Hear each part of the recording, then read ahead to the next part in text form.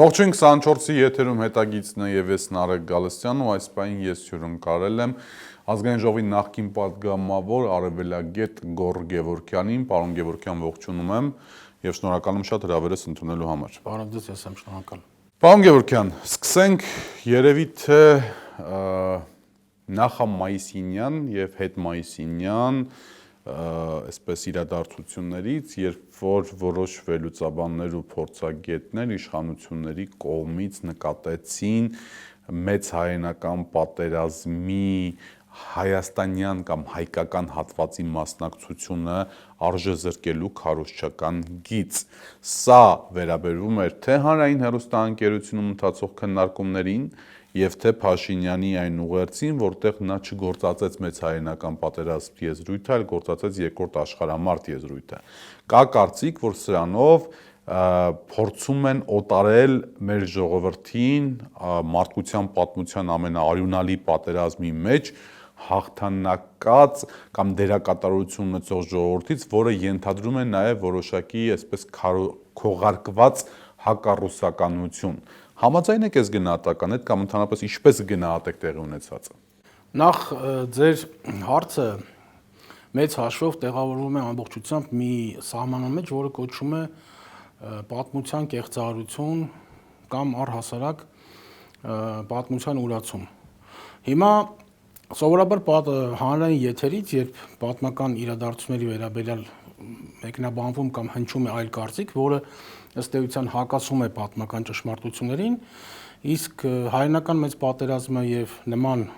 տեղի ունեցած պատերազմները, առհասարակ հակամարտությունները պատմականորեն ապացուցված փաստեր են, որոնց վերաբերյալ նոր բան ասելը շատ դժվար է։ Եվ այս իմաստով մենք պետք է հասկանանք որն է նպատակը, երբ հանրային եթերով կամ առհասարակ հանրային հարթակում պատմական փաստերի վերաբերյալ հնչում է կամ ձևակերպում է այլ կարծիք։ Օրերը շատ լավ ձևակերպում ունի, ասում է ով վերահսկում է անցյալը, նա վերահսկում է նաև ապագան։ Հիմա տվյալ դեպքում մենք երկու ուղղությամբ պետք է մտածենք, կամ պատմական զեղծարարությունը հանրային հարթակից հնչող տգիտության դրսևորում է, կամ ունի հստակ ուղղորդված ենթատեքստ, որի նպատակն է առհասարակ մարդկանց մեջ սերմանել պատմական կուրություն։ Սա քաղաքագիտական տերմին է, որի նպատակն է գաղափարական ազդեցության միջոցով մարդկանց զանգվածը, պայմանական ասած ընտրազանգվածը կտրել այն ոչ ցանկալի հատվածներից պատմության, որոնք որ կարող են հիշողության մաս հանդիսանալ, որտեղ պատմությունը ինքը ռոպագանդա չէ, պատմությունը գիտություն է եւ հիշողություն։ Եվ շատ հաճախ պատմությունը երբ վերածում են ռոպագանդայի, դրա տակ հետապնդում են կոնկրետ նպատակներ եւ կոնկրետ խնդիրներ։ Ընդհանրապես վերջի շրջանում մենք պետք է շատ հստակ դիտարկենք այն հանգամանքը, որ շատ հաճախ այդ թվում նաև մարդկության մեծագույն ոճրագործություններից մեկի ցեղասպանության վերաբերյալ հնչող շատ հաճախ հանրային եթերից կարծիքը եւս առնչվում է նմանատիպ ոչ հավաստի, խեղված տեղեկատվության կամ կասկածի տակ դնելու այդ կողմից իշխանությունների բնականաբար խոսույթի ձևակերպմանը։ Սա եւս այդ ամեն ինչի մաս է։ Պայմանական ասած, սա ոչ թե օկուպացիա է, այլ ազատագրում է, սա ոչ թե պարտություն է, այլ տակտիկական նահանջ։ Այսինքն սրանք այսպես կոդային ձևակերպումներ են, որոնք փորձում են մարդկանց հիշողության մեջ սերմանել այն ամենը, ինչը որ ձեռք է տալիս գործող իշխանությանը տվել։ Բայց ինչ է ձեռք տալիս։ Այսինքն օրինակ ես փորձում հաշվարկա հասկանալ։ Եթե մեր զինվորները քայլեին Կարմիր հրապարակում որպես հաղթողների սերունդներ, իսկ մենք հաղթողների սերունդներ ենք, ուզեն կամ չուզեն, մեր պապերը մասնակցել են եւ 300,000 մարդ էլ զոհվել է մեծ հայերեն, նա ֆրանտախ վիլիկայից էջիսվնի վայնի, էլի, ինչպես ռուսերեն գեղեցիկ ձևակերպում կա։ Լավ, մեզ օտարում են, մեզնից փորձում են նաև այս հաղթանակը վերցնել, հա, Արցախյան պատերազմի կամ Արցախյան ազատամարտի նկատմամբ գիտենք ինչ վերաբերմունք կա, բառից բուն իմաստով այդ եթե համակարգչային լեզվով ասենք shift delete են արել, այսինքն որ անգամ բան չկա, ոչ մի քննարկում անգամ չկա։ Ցեղասպանության հարցով չէ կասկածներ են սկսում առաջացնել, բալ մի հատ հասկանանք, կարողա մենք էինք մեղավոր, որ մեզ եկան կոտորեցին։ Մեծ հայերենականի պարագայում այս հաղթանակից են օտարում, որը վերջի վերջո, որտեղ մենք մեր ներդրում ենք ունեցել։ Իմաստը ո՞րն է։ Շատ պարզ է իմաստը, անգամ ամենապարզ այսպես քաղաքագիտական մեկնաբանության տեսակետից կա օրակարգ 20 թվականի 44 օրյա պատերազմից հետո,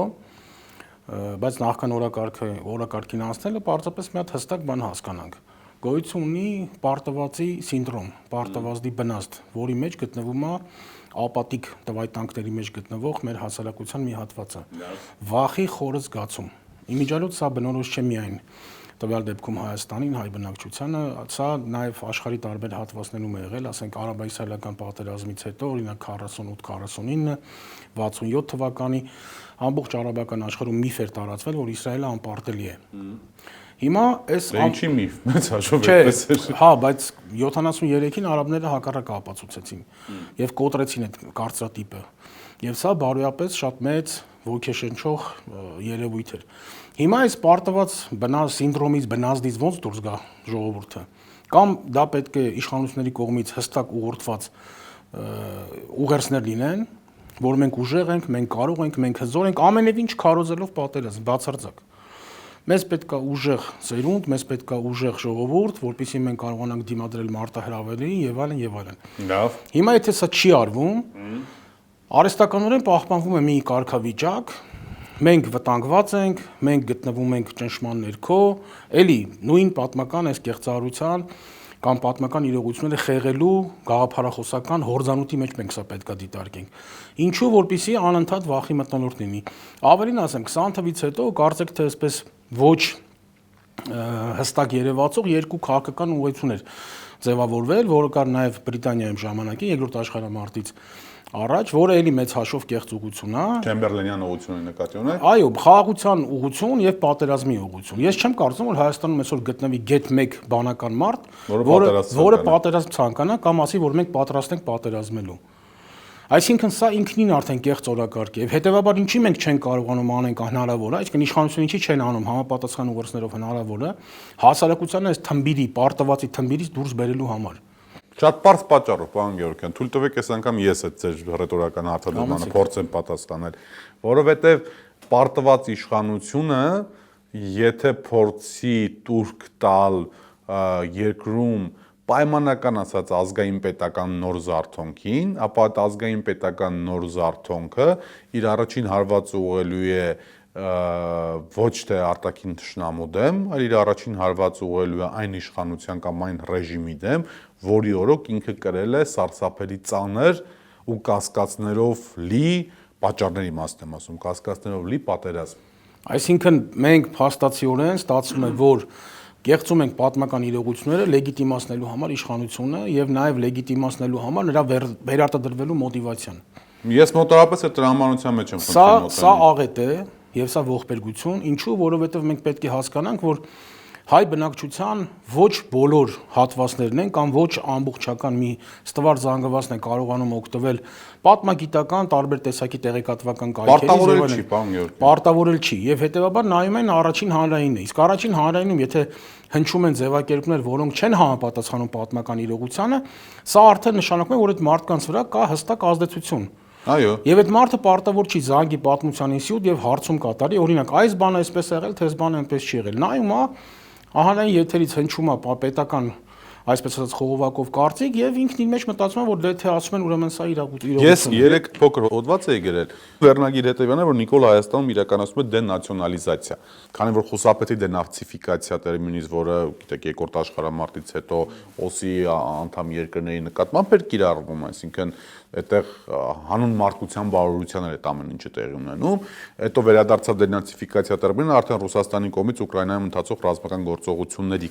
շրջանակներում, այդ դրան էլ չհամաձայնվելու համար, ապա ազգայնացում, այսինքն հայերեն եթե փորձենք արտահայտվել, ապա ազգայնացում ինչ է դա ենթադրում, որ մեծ հաշվով հարված է հասցվում ցանկացած հնարավոր ազգային արժեք կամ պետական արժեք կոչեցյալին, որը թույլ է տալիս արդարացնել օրվա իշխանությունների վարած քաղաքականությունը եւ երկրում ժողովրդին այլընտրանք չունենալու այսպես բան ներարկել, որ այն ինչ որ տեղի ունեցավ մեզ հետ, այս բոլոր ողբերգությունների շղթան, սրանք այլընտրանք չունեին, եթե անգամ Նիկոլ Փաշինյանի փոխարեն լիներ, ասենք, չգիտեմ, պայմանական Գորգ Գևորգյանը։ Ես մի փոքր զարգացնեմ ձեր միտքը, ավելին ասեմ, ապա մոնտաժվում է այն ամենը, ինչը կապ ունի պետության ընկալման, բանակի, կրթության, պատվի, արժանապատվության, հզոր լինելու, ուժեղ կանգ դրսևորելու արժեքների հետ։ Եվ դրա համար ես, քանի որ մենք նաև սա ենթադրում ենք, որ կնային մեր հայրենակիցները բավականին մեծ զանգված, ես պարզապես իրենց հորդորում եմ, որպես իրենցից մեկը, Ժողովուրդ ջան, խնդրում եմ ձեզ, կրթվեք գրքերով, զարգացեք ձեր պապերի, մեր մեծերի թողած պատգամներով եւ խրատներով։ Սա է հիմք եղել, որ մենք ունեցել ենք պետություն, մի փոքր ավելի քիչ հարատև, քան կարող էինք ունենալ, բայց այդուամենայնիվ։ Եվ այս իմաստով արժե համակարգային խորքային կոլապսի մեջ են գտնվում, որովհետև նորից եմ կրկնում, մարդիկ հոգնել են այդ պարտության բարդույթի մեջ լինելուց եւ մարդիկ նոր բան են ուզում լսել։ Նոր բան չկա եւ հետեւաբար անընդհատ մենք շրջապտույտի մեջ լսում ենք այն տեսակետը, այն պնդումները, որ մեր պատմությունը ողբերգական է, մեր պատմությունը ծանր է։ Ես հակառակն եմ ասում, մեր պատմությունը ոչ թե ողբերգություն է, այլ մեր պատմությունը գործիք է, այն բեռ չէ, այն գործիք է եւ ճիշտ օգտագործելու դեպքում այն կարող է նպաստել մեր պետության զարգացման ու բարգավաճմանը եւ մեր ժողովրդի բարեկեցությանը։ Դիցուկ օրինակը Իսրայելն է։ Իսրայելն էլ չի անցել այսինքն հрьяաները անցել են հոլոկոստի միջով, հետո ունեցել են պետություն։ Հոլոկոստի դժոխքով։ Հոլոկոստի դժոխքը դարձել է Իսրայել պետության համար գործիք, որով նա աշխատում է ամբողջ աշխարհի հետ եւ առաջին հերթին տարածաշրջանում։ Իր պետության ներսում կերտում է առողջ ծերունդ եւ տարածաշրջանի ամենաուժեղագույն բանակներից մեկը։ Հիմա դժոխագույն հոլոկոստը ծանր պատմության բեռ է, թե գործիք է։ Հիմա հայոց ցեղասպանությունը բեռ է, թե գործիք է։ Այսինքն մենք պետք է կարողանանք ճիշտ տարբերակել այս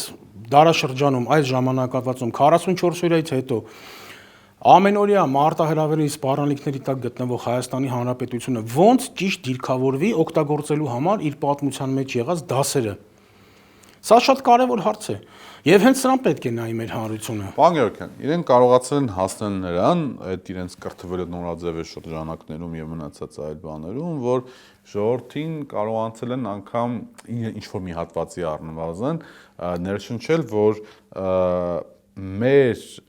երրորդ հանրապետության հիմքը արմատը ի սկզբանե սխալ էր, այսինքն 80 թվականի շարժումը Ղարաբաղ կոմիտեն, որը Արցախահեն շարժում էր, որովհետև ամբողջությամբ միտված էր Ղարաբաղի ազատագրմանը կամ Ղարաբաղում հայերի իրավունքների պաշտպանությանը եւ այլն եւ այլն։ Սա ի սկզբանե ի բնե սխալ էր, այն է ի բնե սխալ էր երրորդ հանրապետության գաղափարախոսությունը։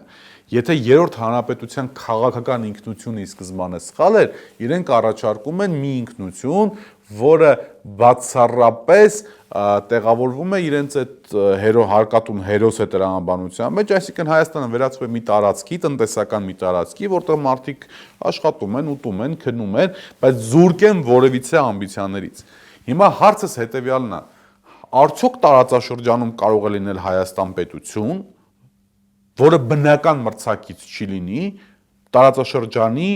այլ խաղացողների հետ։ Հնարավոր է ստեղծել պետություն, որը չունի որևիցե ամբիցիա եւ մրցակցության ցանկություն սեփական ազգային պետական շահերը սպասարկելու համար այլ պետությունների հետ, ինչ որ անում է իշխող ընտանիքը։ Պետությունը ինքը տեղին արդեն ամբիցիա է, եւ մենք չենք կարող առանց որևէ հավակնոտ, այսպես ասած, նախաձեռնությունների շարժվել առաջ եւ փորձել դուրս գալ այս ստեղծված իրավիճակից։ Դա անհնարին է։ Սաուդական թագավորության նման երկիրը, որը ընդհանրապես, գիտեք, ֆինանսական որևէ խնդիր չունի եւ համարվում է ամեն այսպես խոշոր խաղացողներից մեկը թեկուզ քուրիսների յետևից, հիմա մի հատ Vision 2030-ը բերել օրակարգ քաղաքական։ Մի հատ որ ծանոթանաք այդ Vision 2030-ի հետ կզարմանաք, ասեք լավ, այս ամեն ինչի մեջ ինչի է այս հավակնոտ նշաձողը բարձրացել այսքան բարձր։ Այսինքն պետությունը եթե գոյություն ունի, պետությունը եթե առհասարակ աշխատում է, կա, ինքը պետք է միշտ հավակնոտ եւ նոր ծրագրեր առաջ մղի։ Իհարկե նախորդները կատարելով, ոչ թե մի բան խոստանա ժողովրդին եւ հետո հակառակն անի։ Ինչ վերաբերում է 80-ականների վերջին 90-ականներին, սա հաղթականների շարժում է։ Այս շարժումը ուրանալ նշանակում է մոռացության տալ այն բոլոր հաղթական էջերը, մոռացության տալ մեր հերոսներին, որոնց շնորհիվ մենք փաստացի ունենք Հայաստանի Հանրապետություն։ Արցախը ընկալվել է եւ ընկալվում է եւ մնացել է որպես Հայաստանի անվտանգային դարպասների բաղկացուցիչ, եթե ոչ թիվ 1 առաջի գործոնը։ Որպես օրինակ, պարզապես եկեք զուգահեռ հանցկացնենք։ Հայաստանի Հանրապետությունը ավելի անվտանգ էր Արցախի գոյության պարագայում, թե Արցախի կորստից հետո։ Եվ սա ամենևին չի նշանակում, որ մենք պարտվել ենք դրա համար։ Ոչ։ Փաստացի եկեք մի հատ զուգահեռ անցկացնենք։ Հայաստանը Արցախի կորստից հետո դարձել է լավ մեղմ ասեմ, շատ ավելի քիչ գործոն կամ գործակից տարածաշրջանում, քան եղել է երբեք։ Շահազի պետություն պետք է լինես։ Կապան քաղաքի կենտրոնից դեպի ադրբեջանական դիրքեր ուղիղ գծով երևի 1 կիլոմետր էլ չկա։ Ուրիշ ոչ մի բան չեմ ուզում ասել։ Մեր պետությունը գտնվում է անմիջական էգզիստենցիալ վտանգի ներքո։ Ոչ ոք չի կարող համոզել, որ եթե չկա խաղաղություն, ապա չկա նաև պատերազմ։ Ցանկացած հակամարտություն եւ պատերազմ տրամաբանորեն պետք է ավարտվի ինչ-որ մի փաստաթղթի ստորագրմամբ։ Հիմա ես նորից այս հարցը բազմաթիվ անգամ բարձրացրել եմ, սա քաղաքագիտական ճշմարտություն է։ Կուրություն է սա ընդհանրապես չտեսնելը եւ առհասարակ սրա մասին չխոսելը, ես չգիտեմ, ասենք ամենավատը, ամենաբացականը ցանկանալն է այն մարդկանց, ովքեր քեզ լսում են։ Նորից եմ հղում տալիս Իսրայելին։ Կա պատերազմի եւ խաղաղության բանաձև։ Քանի չես ստորագրել խաղաղության փաստաթուղթը, դու միշտ գտնվում ես պատերազմից մի քայլ այս կողմ։ Լավ։ Մանավանդ երբ որ մենք Նույն բանը Փաշինյանն ասում, պարոն Գեորգյան, ասում է, հեսա խաղաղության մեր այս փաստաթուղթը ստորագրեն, բոլոր այն մարդիկ, որոնք որ դեմ են խաղաղության փաստաթղթի ստորագրմանը, պատերազմ են ցանկանում, որպեսզի Հայաստանը սարքեն 5-րդ շարասյուն, Հայաստանը դարձնեն գուբերնիա, Հայաստանը մտցնեն, չգիտեմ, Ռուսաստան-Բելարուս միության մեջ, մենք եկել ենք, ասում ենք, մենք գնում ենք դեպի խաղաղության ու այս խաղաղության թուղթը մենք շուտով ստորագրելու ենք։ Սա է իրենց ասածը։ Հակառակ բանաձևն էլ ապացուցելու համար, որ այն ինչ որ դուք բերում եք խաղաղություն չի, այլ գերեզմանային խաղաղություն է, չի աշխատում։ Նախ այդ կստորագրենքը 20 թվից օրակարգ է, ավելին օրակարգ է նաև հիմա, բայց մենք դրա ոնց որ թե անմիջական հողի վրա դրսևորումը, սեղանի վրա դրսևորումը չենք տեսնում։ Սա մեկ, երկրորդը, ուրեմն Հայաստանը միակ պետությունը չէ պատմության մեջ, ով գտնվել է նման ճնշված կարգավիճակում, ում դրդել են գնալ պատերազմի։ Պատերազմի։ Պատերազմի, այսինքն եթե չլինի խաղաղություն, կլինի պատերազմ։ Խաղաղություն պետք է լինի, որ պատերազմ չլինի։ Okay։ Ասենք, օրինակ ասենք, ես վերջի շրջանում, վերջի օրերին շատ քննարկվեց Թուրքիայի մասնակցությունը Երկրորդ համաշխարհային պատերազմին որպես չեզոք պետություն։ Թուրքիային օրինակ եւ ուրեմն անգլո-ֆրանսիական խորհրդային միության դաշինքը եւ նացիստական Գերմանիայի դաշինքը առանցքի երկրները երկուսն իրենց հերթին ստիպում էին, պարտադրում էին, համոզում էին, որպեսզի մեկը մի դեպքում պատերազմի մտնել մյուսի դեմ, մեկի դեպքում պատերազմի մտնի մյուսի դեմ։ Այսինքն, եթե չես ուզում, որպեսզի դու ենթարկվես հարձակման, արի մեր կողքը եւ այլն, ու զուգահեռ եմ անցկացնում, որպեսզի պատկերացում կազմեք։ Ճկուն դիվանագիտական հնարքների միջոցով, խուսանավելու, ճիշտ աշխատելու միջոցով հնարավոր եղավ ամեն ինչը շտկել եւ պահպանել այնպեսին, ինչպեսին, որ 45 թվականին Թուրքիան հայտ ներկայացրեց ՄԱԿ-ի անդամ դառնալու համար առանց մեկ կրակոց արձակելու։ Մենք գտնվում ենք շատ բարդ վիճակում, բայց սա վերջը չէ, այսինքն խաղաղության պայմանագիրը դուք տեսել եք, ես չեմ տեսել օրինակ։ Դե 17-ից 15-ը այս կամ այն չափով հայտնի է։ Չէ, ամբողջական փաթեթը պետք է։ Դե ամբողջական փաթեթը երբ որ կլինի, այդ ժամանակ մենք խոսենք, բայց նորից եմ կրկնում։ Լինում են դեպքեր, երբ որ մարդը հաղթում է պատերազմը եւ պարտվում է խաղաղությունը։ Եվ ամենավողբալին, երբ որ դու պարտվում ես եւ պատերազմը եւ խաղաղությունը, ոչ ոք չի ուզենա, ոչ մի բանական էակ չի ուզենա, որ Հայաստանի Հանրապետությունը, հայ ժողովուրդը պարտվի նաեւ խաղաղությունը։ Սա մեզ համար կլինի ընդհանրապես ոչ թե ձախողում, այլ կործանման սկիզբը, եթե ոչ վերջը։ Եվ այս իմաստով պետքա ճիշտ հասկանանք ոնց հավասարակշռենք, ոնց դիրքավորվենք տարածաշրջանում։ Գիտեք, ժամանակի սղության պատճառով հենց հիմա Մերձավոր Արևելքում օրինակ փոխակերպման մի հատ գործընթաց է սկսվել։ Մերձավոր Արևելյան հարթակը, եթե դուք եք վստահ ուշադիր, դարձել է ամենախոշոր հակամարտությունների բանակցային հարթակ։ Ինչի համար այսպես դարձել։ Հիմա մեկը կասի Պաղեստինը պարտվեց եւ այլն հութիների նկատմամբ եւ ԱՄՆ, եւ Մեծ Բրիտանիան, եւ Եվրամիությունը փորձում են հավասարակշռել Թուրքիան եւ Իսրայելին արաբական աշխարհի հետ։ Դրա համար արաբական տարբեր երկրներին օգտագործում են որպես պլացդարմ։ Ռուս-ուկրաինական հակամարտության կարգավորման, Իրան ԱՄՆ բանակցային գործընթացի համար սրան հասնելու համար դու պետք է ճիշտ դիրքավորվես, դու պետք է քեզ ներկայացնես որպես միջնորդ։ Հայաստանի Հանրապետությունը եւ ընդհանրապես Հայաստանը փակուղի չէ։ քաղաքակրթական կամուրջ է, որը ճիշտ հարկավոր է օգտագործել։ Եվ մարդիկ, ովքեր որ ասում են մենք աշխարհակաղակական առումով բարենպաստ պայմաններում ենք գտնվում եւ այլն, մարդկային կապիտալի ճիշտ օգտագործումը, ռեսուրսների ճիշտ կառավարումը եւ աշխարհակաղակական ճիշտ գնահատականներ տալը եւ դրա նկատմամբ որոշումներ կայացնելու մեխանիզմի արկայությունը հնարավորություն է տալիս, որպեսզի դու կարողանաս մանևրել։ Քաղաքականություն ու դիվանագիտություն մանևրելու արվեստ է։ Ոչ մի պետություն չի ստեղծվել եւ չի գոյատևում այն պայմաններում, որպեսզի նրան ամեն ինչ տրվի հենց այնպես։ ԱՄՆ-ի նման հզոր երկիրը մինչև հիմա մանևրում է եւ շարունակելու է մանևրել։ Մանևրում է եւ Իրանը, մանևրում է եւ Ռուսաստանը։ Չենք մանևրում միայն մենք։ Մենք ոչ թե չենք մանևրում, պարոն Գևորգյան, մենք կարծես թե ձեռքերներս վերև ենք բարձրացրել, ասել ենք, որ հանձնվել ենք եւ սպասում ենք այն ողորմածությանը, թե ինչպիսի ողորմածությամբ եւ ինչպիսի տրամաբանությամբ Հայաստան կունենանք այդ ողորմածության արդյունքում կամ հետևանքով ավելի ճիշտ արդյունք բառը ճիշտ չի։ Մենք մեր արտաքին գործընկերների Մենք ասել ենք, որ օրվա իշխանությունը, պարոն Գևորգյան։ Օրվա իշխանությունը պետք է իր գործընկերների հետ շատ պարզ ու հստակ խոսի, ասի ինքը ինչ է ուզում։ Պարոն Գևորգյան, դուք հույս ունեք, որ օրվա իշխանությունը ինչ որ բան կխոսի։ Եթե խոսում է կամ եթե պետք է խոսի, պետք է պարզ ասի, պետք է հստակ ասի ինքը ինչ է ուզում։ Դու չես կարող։ Ասում են հստակ, պարոն Գևորգյան։ Ում են ասում։ Գործընկերներն ինչ են ասում։ Մենք տեղյակ չենք։ Մենք տեղյակ չենք։ Այդ հանրային ինչ որ խոսվում է, դա դիվանագիտ։ Բայց հանրայինը վերջո այդ փակ բաների արտացոլանքն է, չէ՞։ Մասնակի բաներ կան, որոնց մասին մենք տեղյակ չենք եւ դրանք քննարկվում են սպիտակ կամ գորշ դռների ետևում, շատ ավելի անմիջական միջավայրում։ Ձեր համար պարզ չի, ինչ են անում իրենք։ Պարզ է, բայց ես նորից եմ ասում, եթե դու ուզում ես փրկել իրավիճակը, մազաչափ անգամ,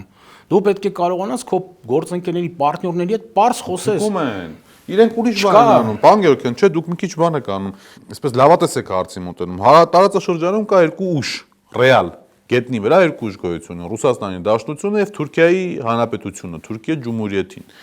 Հիմա այս մարդիկ ասում են, որ Ռուսաստանը մեզ դավաճանել է, գցել է, խաբել է, այս արը, ուստի մենք մեր աշխարհակաղակական ուղղությունը գետնի վրա դա փոխում ենք դեպի Թուրքիա։ Մենք մեր անվտանգության գառանտիաները ստանալու ենք Թուրքիայից։ Էրդողանի գիրքը գրկած նկարնել ձեզ որպես առհավատչա իմ ասածների։ Ես այդ առումով առհասարակ լավատես չեմ, ընդհակառակ կարող եմ ասել, որ հոռետես եմ, բայց չափավոր հոռետես։ Ուրեմն Հարավային Կովկասում նորից փարատեմ շատ-շատելի հույսերը։ Չի կարող առանց Ռուսաստանի մասնակցության որևէ կոնսենսուս ձևավորվի։ Սա աշխարհակաղակական ճշմարտություն է։ Հիմա ուզում եք Լիսաբոնից գնացեք Լոնդոն, հետո Վլադիվոստոկ կամ հակառակը, սա ճշմարտություն է։ Մի քիչ աճ, մի քիչ ձախ, բայց Ռուսաստանը գործոն է։ Եվ Ռուսաստանի շահերը հաշվի առնելով պետք է դիրքավորվեն մնացած այն պետությունները, որոնք որ ունեն կոնկրետ նպատակներ եւ կոնկրետ անվտանգային հարց լուծելու խնդիր։ Հայաստանի Հանրապետությունը նույնպես։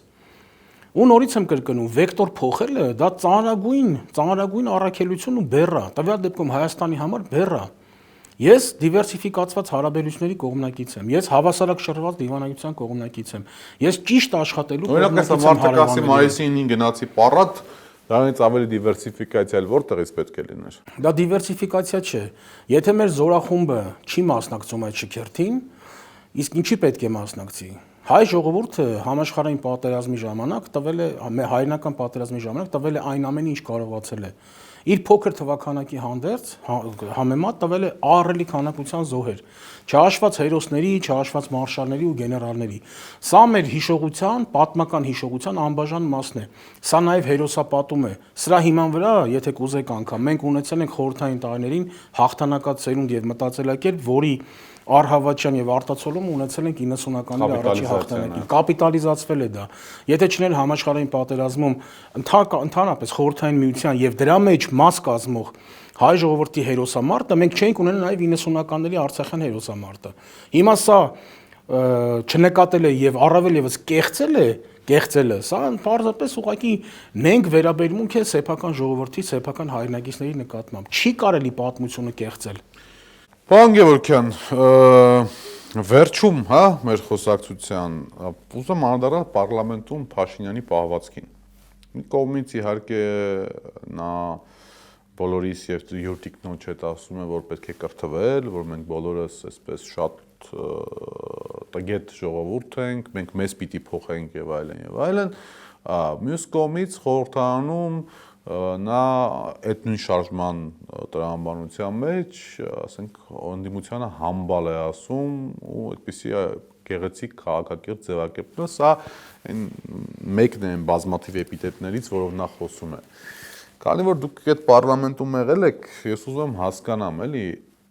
ինչի են իրենք կամ ինքը գնում այսպիսի սրացումների, երբ որ ասենք ինչ-որ սովորական հարց է տրվում կոռուպցիայի մասին, ինչն է պատճառը այս, ինչ է ուզում, ինչ մեսիջ է ուզում տա, սրա տակ ռացիոնալիզմ կա, թե այնուամենայնիվ սրա տակ այդ իր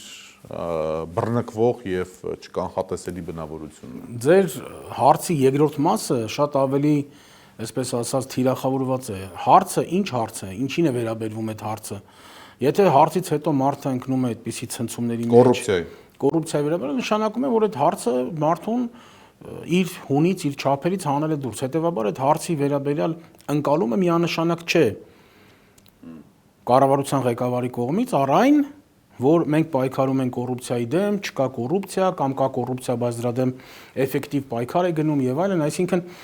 չի կարող հարցը ցանկացած հարց, որը ձևակերպում է խորհրդարանը հենց դրա համար է, որպեսզի դու խոսես եւ բացահայտես քեզ լսող մարդկանց մոտ այն բոլոր խնդիրները, որոնք որ կան։ Ընդդիմություն կլինի, իշխանություն կլինի,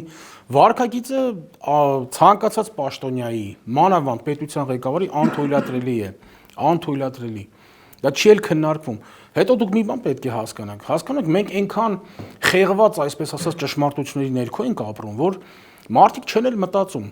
Բոլոր զարգացած նորմալ երկրներում ընդդիմությունը ընկալվում է որպես իշխանությանը փոխարինող ճգնաժամի ժամանակ հարթակ։ Փողոցից հո չեն հավաքելու մարդկանց բերեն ասեն, վայ դուք եք մեր իշխանությունը։ Բայց իշխանությունը մտքով ծայրով անգամ չի անցնում։ Հասկանալի է, ուզում եմ ասեմ, այդ քաղաքական կուլտուրան ընդդիմությանը ընկալել որպես ընդդիմության խոսքը լսել, քննարկել եւ հակազդել եւ համապատասխան համարժեք ձևակերպումներ տալ, սա էլ չի ընկալվում։ Ինչ քաղաքակրթության կամ ասենք, չգիտեմ, ժողովրդավարության մասին է խոսքը, եւ ի վերջո մենք պետք է հասկանանք, ժողովրդավարությունը պարզապես այսպես լոգոտիպ չի, ոչ էլ բառարտություն է, դա հստակ ձևավորված ավանդույթներով աշխատող ինստիտուտներ են, որոնք մարդու հասարակ գյուղացուց մինչև մանկավարժ բարեկեցիկ են կյանքը դարձնում։ Եվ ի վերջո մի հատ եկեք հասկանանք, հայ ժողովուրդը, մենք բոլորս միասին, մենք էլ հասարակ մարդ ենք։ Ինչ ենք ուզում։ Ուզում ենք անվտանգ պետություն, բարեկեցիկ կյանք, յուրաքանչյուր իր աշխատածի, իր չարչարվածի չափով վարձատրվի։ Եվ իմանա, որ իր սերունդը մեծանում է անվտանգ երկրում։ Կա այդ բանը այսօր։ Եթե կա, եկեք բոլորս մեկս մեկին ողջունենք։ Ես համենայն դեպս որպես շարքային քաղաքացի, շատ հաճախ ենք այս վերջում մենք մեկս մեկին ասում մտքի ռանչպար։ Դա չենք տեսնում։ Չենք տեսնում։ Մարդկանց մոտ թող չստեղծվի տպավորություն, որ վայ, տես այս մարդը այս կապիտալի սեփականատերն է, դրա համար իրեն ապահովելու համար այս ձևի ձևակերպումներ է անում։ Չի կարելի։ Չի կարելի։ Ծանր պատմական շրջանում ենք ապրում, պարոն Գևորգյան։ Դիմացնել չի երևում դեռևս այդ շրջանի ավարտը։ Պայքարել է պետք, աշխատել է պետք ամենօրյա ռեժիմով եւ ճիշտ աշխատել, բայց այս ռեսուրսը օգտագործել, ռեսուրս չունենք, սա չունենք, մասնագետ չունենք, ամեն ինչ էլ ունենք, հարկավոր է այդ ամեն ինչը գտնվի որպես գործիք ճիշտ մարդկանց ձեռքում, ճիշտ կառավարել, համակարգված կառավարել։ Որոշում կայացնելու մեխանիզմ պետք է աշխատի։ Չկա այդ որոշում կայացնելու մեխանիզմը։ Շնորհակալ եմ։ Հրավերս ընդունելու հետաքրքիր զրույցի համար իմ հյուրն էր խորհրդային նախկին պատգամավոր արևելագետ Արաբագետ Գոռ Գևորգյանը։